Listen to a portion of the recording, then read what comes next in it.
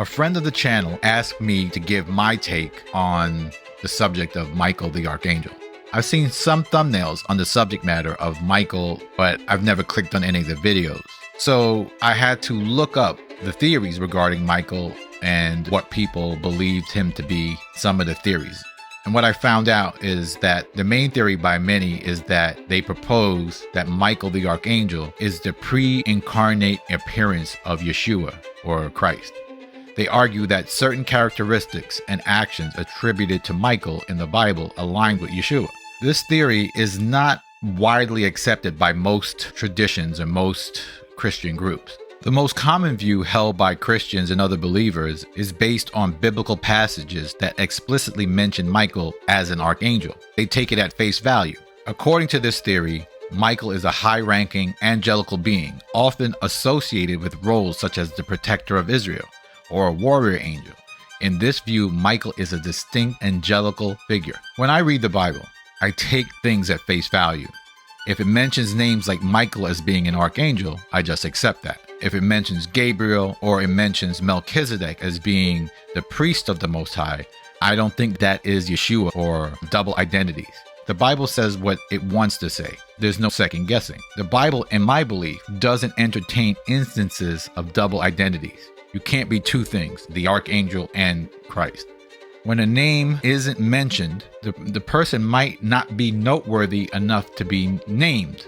But there are instances when the name of the person isn't mentioned, there's a cryptic or hidden message that needs to be explored. For instance, Joshua chapter 5 verse 10, and the children of Israel encamped in Gilgal and kept the Passover on the 14th day of the month at even in the plains of Jericho. And they did eat old corn of the land on the morrow after the Passover, unleavened cakes and parched corn in the selfsame day. And the manna ceased on the morrow after the day they had eaten old corn of the land.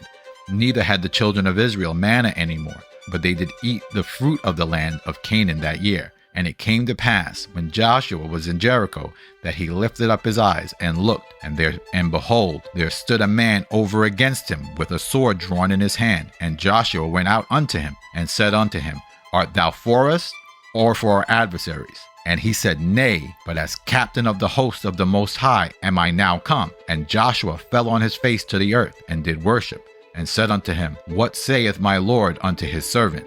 And the captain of the Most High's host said, Joshua, loose thy shoe off thy foot, for the place where thou stand is holy ground. And Joshua did so. In Joshua chapter 5, 10 through 15 is a significant moment in the history of the children of Israel as they entered into the land of Canaan. And the children of Israel camped in Gilgal and are led by Joshua and observe Passover, making a solemn and symbolic event that commemorates the deliverance from slavery in Egypt. And they did eat old corn of the land. On the morning after the Passover, unleavened cakes and parched corn in the selfsame day. The Israelites consumed the food of the land of Canaan, signifying their transition from relying on the manna to the produce of the promised land. This verse marks the end of the miraculous provision of manna, which had sustained them during their wilderness journey. Joshua then encounters a mysterious figure with a drawn sword, who identifies himself as the captain of the host of the Most High. No name is given, just his title. Joshua fell on his face to the earth and did worship, and said unto him, What saith my Lord unto his servant? Joshua acknowledges the holiness of the encounter by removing his shoes. The fact that no name is given makes this scene very cryptic. It needs to be studied. Only his title is given, Captain of the Most High's army. This is more than likely Yeshua or Christ in the Old Testament. We can determine this because he's bowing, and we know that you're not allowed to bow to other angels or bow to any other being. So now let's read Revelation chapter 22 verse 8. And I saw these things and heard them. And when I heard and I seen, I fell down to worship before the feet of the angel which showed me these things. Then he said unto me, See thou do it not, for I am thy fellow servant, and of thy brethren the prophets, and of them which keep the sayings of this book. Worship Elohim. In Revelation, John is overwhelmed by the awe-inspiring vision and messages that he has witnessed, and attempts to worship the angel who has been revealing these things to him. His natural response is to offer worship to this being or angel. In response, the angel instructs John not to worship him. The angel clarifies that he is a fellow servant and shares a common purpose with John and the other prophets who have received and conveyed Elohim's message.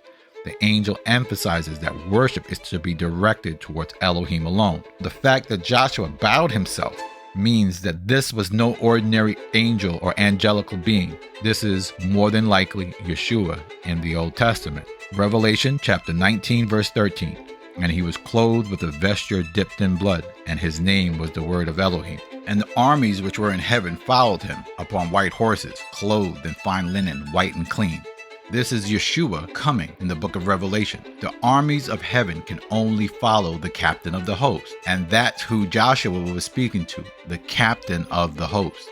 Those are the same two people, and his name not being given is a reason for that. Now to Michael the Archangel and who he is. So we're going to go to the verses that mention Michael and who he is, starting with Daniel chapter 10 verse 10. And behold, a hand touched me, which set me upon my knees and upon the palms of my hand. And he said unto me, O Daniel, a man greatly beloved, understand the words that I speak unto thee, and stand upright, for unto thee am I now sent. And when he had spoken this word unto me, I stood trembling. Then said he unto me, Fear not, Daniel, for the first day that thou didst set thine heart to understand, and to chasten thyself before thy Elohim, thy words were heard, and I am come for thy words. But the prince of the kingdom of Persia withstood me 21 days. But lo, Michael, one of the chief princes, came to help me, and I remained there with the kings of Persia. Daniel receives a vision concerning the fate of the children of Israel that are in exile in Babylon in the Persian kingdom. He seeks understanding from the Most High, so he fasts for 3 weeks. And an angel finally arrives explaining that it was dispatched on the first day that Daniel sought to find out the meaning of the vision. The king of Persia, a being, withstood the angel which was come to give Daniel the answer. But Michael the Archangel intervenes in the struggle, allowing the angel to come to Daniel to give him the message. Verse 13 clarifies that Michael is one of the chief princes, distinct from Yeshua, who holds a unique position as the captain of the host. Accepting the text as it is written, Michael is one of the chief princes. Yeshua is not the one of anything. He is the only one. Daniel chapter 12 verse 1. And at that time shall Michael stand up, the great prince which standeth for the children of thy people. And there shall be a time of trouble, such as never was since there was a nation, even to the same time. And at that time thy people shall be delivered, everyone that shall be found written in the book. Daniel 12 chapter 1 prophesies about a future period of an unprecedented trouble and distress.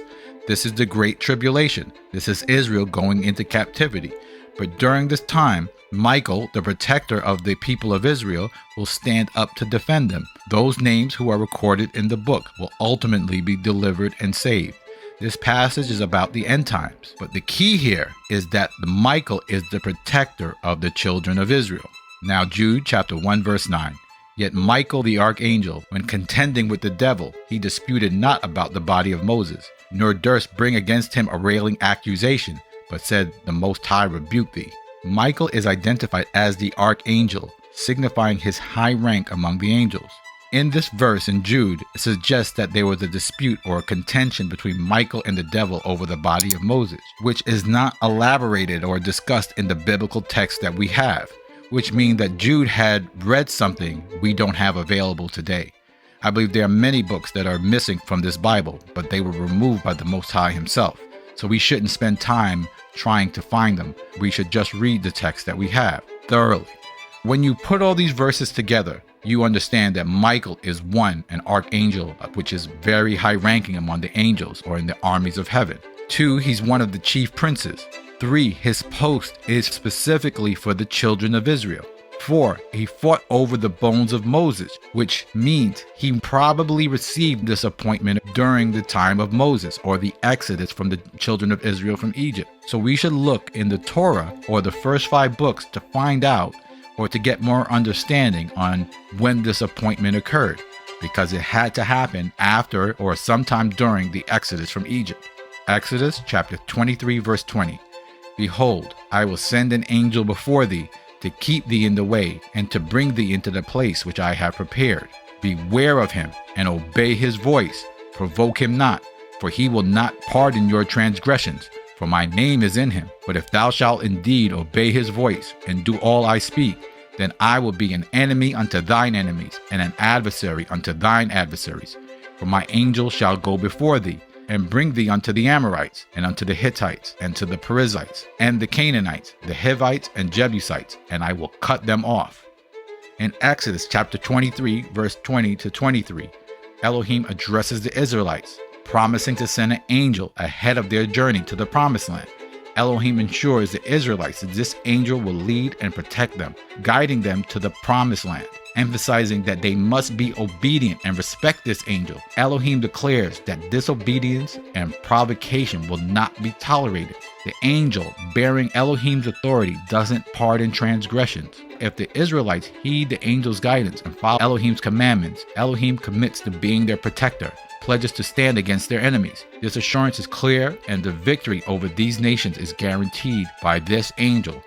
What you're reading about is the assignment of Michael the Archangel to become the guardian of the children of Israel. He was to go before the children of Israel into the land. And his name isn't given, but we know later on when we read in Daniel and when we read about him in the book of Jude that he is the protector of the children of Israel. We know for a fact that this protection is gone, but will come back according to Daniel in the end times. The Most High is not dealing with our people or dealing with us as a nation. He's dealing with us as individuals until Yeshua's return. And at this time, as we read in Daniel, Michael the Archangel will be back as the protector of the children of Israel. So to sum this all up, Michael is not Yeshua or Christ. He is one of the chief princes, one of them. Christ is the King of Israel. Christ is not an archangel and has never been an archangel. There's no script for Christ being an archangel. He is the man that Joshua saw in the way. We just have to accept what the text says and not try to wrestle with the words. That's it for today. Thank you for watching, and I will see you in the next video.